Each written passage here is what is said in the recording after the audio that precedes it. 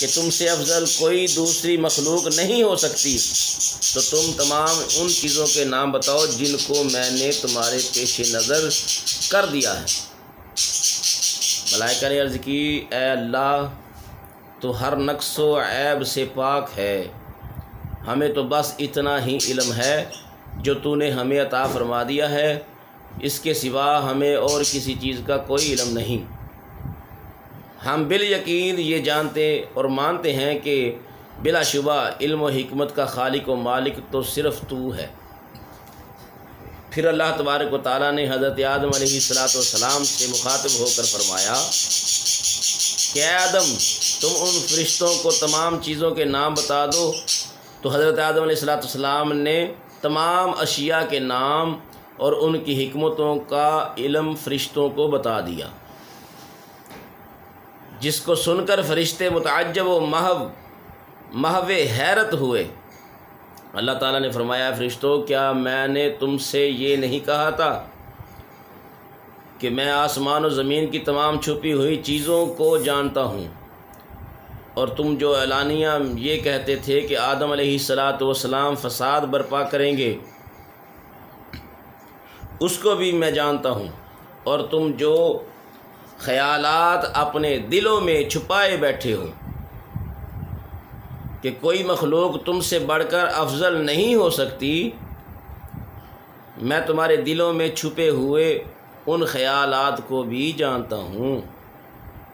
پھر حضرت آدم علیہ السلام کے فضل و کمال کے اظہار و اعلان کے لیے اور فرشتوں سے ان کی عظمت و فضیلت کا اعتراف کرانے کے لیے اللہ تعالیٰ نے سب فرشتوں کو حکم فرمایا کہ تم سب حضرت آدم علیہ السلام کو سجدہ کرو۔ چنانچہ سب فرشتوں نے آپ کو سجدہ کیا، لیکن ابلیس مردود نے سجدہ سے انکار کر دیا اور تکبر کیا، تو کافر ہو کر مردود ہو گیا اور بارگاہ الہی سے نکال دیا گیا۔ اللہ رب العالمین نے اس پورے مضمون کو قرآن مجید میں اپنے موزانہ طرز بیان میں اس طرح ذکر فرمایا ہے۔ ترجمہ سماعت فرمائیے اور یاد کرو جب کہ تیرے رب نے فرشتوں سے فرمایا کہ میں زمین میں ایک خلیفہ بنانے والا ہوں، تو فرشتوں نے کہا کہ خداوند کیا تو زمین میں اس کو بنائے گا جو زمین میں فساد برپا کرے گا اور خون ریزی کرے گا، اور ہمارا حال یہ ہے کہ ہم تیری حمد و تسبیح پڑھتے اور تیری پاکی بیان کرتے ہیں۔ تو اللہ تبارک و تعالیٰ نے فرمایا کہ میں جو کچھ جانتا ہوں تم نہیں جانتے، اور اللہ تعالیٰ نے حضرت آدم علیہ السلام کو تمام چیزوں کا نام بتا دیا۔ پھر ان چیزوں کو فرشتوں کے روبرو پیش کر کے فرمایا کہ اے فرشتوں اگر تم اپنے اس دعوے میں سچے ہو تو ان چیزوں کے نام بتاؤ۔ تو فرشتوں نے عرض کیا، اے اللہ تو تمام عیوب و نقائص سے پاک ہے، ہمیں تو بس اتنا ہی علم ہے جتنا تو نے ہمیں دیا ہے، بلا شبہ علم و حکمت والا تو صرف تو ہی ہے۔ تو اللہ تعالیٰ نے فرمایا کہ اے آدم تم ان فرشتوں کو ان چیزوں کے نام بتا دو۔ تو حضرت آدم علیہ السلام نے ان فرشتوں کو ان چیزوں کے نام بتا دیے۔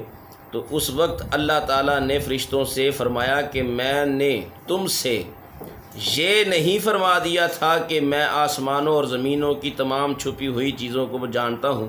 اور یاد کرو جب ہم نے فرشتوں سے کہا کہ تم سب آدم علیہ السلام کو سجدہ کرو تو سب نے سجدہ کیا، مگر ابلیس نے انکار کر دیا اور تکبر کیا اور کافر ہو گیا۔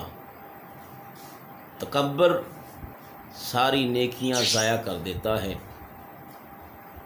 تو اللہ تبارک و تعالیٰ نے حضرت آدم علیہ السلام کو سجدہ کرنے کا فرشتوں کو حکم دیا۔ حضرت آدم علیہ السلام کو اللہ تعالیٰ نے کتنے اور کس قدر علوم عطا فرمائے اور کن چیزوں کے علوم اور معارف کو عالم الغیب و شہادہ نے ایک لمحہ کے اندر ان کے سینہ اقدس میں بذریعہ الہام جمع فرما دیا، جن کی بدولت حضرت آدم علیہ السلام علوم معارف کی اتنی بلند ترین منزل پر فائز ہو گئے کہ فرشتوں کی مقدس جماعت آپ کے علمی وقار و عرفانی عظمت و اقتدار کے روبرو سر بسجود ہو گئی، اور ان علوم کی ایک فہرست آپ کے کتب زمانہ حضرت علامہ شیخ اسماعیل حقی رحمۃ اللہ علیہ اپنی شہرہ افاق تفسیر روح البیان شریف میں پڑھیے، جس کا ترجمہ حسب ذیل ہے۔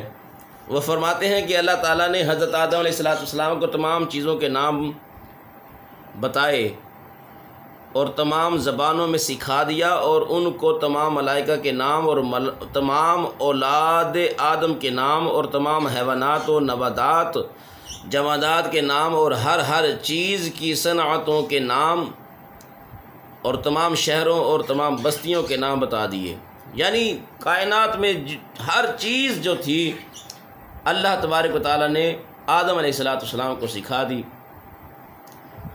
حضرت علامہ اقبال رحمۃ اللہ تعالیٰ علیہ آپ ارشاد فرماتے ہیں، فرشتوں سے افضل ہے انسان ہونا، مگر اس میں پڑتی ہے محنت زیادہ۔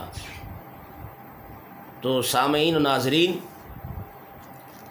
اللہ تبارک و تعالیٰ کی بارگاہ میں جب فرشتوں نے یہ سنا کہ میرے آدم کو سجدہ کرو، تو سب نے سجدہ کر دیا۔ تو جو ابلیس تھا لعین شیطان، اس نے سجدہ نہ کیا۔ کیوں؟ اس لیے وہ کہنے لگا کہ میں آگ سے بنا ہوں۔